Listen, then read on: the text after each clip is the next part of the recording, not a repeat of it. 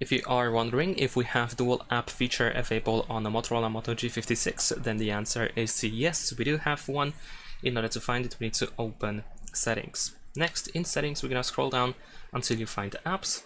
And then over here, we have cloned apps. You should be able to see all apps that can be cloned. Unfortunately, this option is very limited. Only specific apps can be duplicated.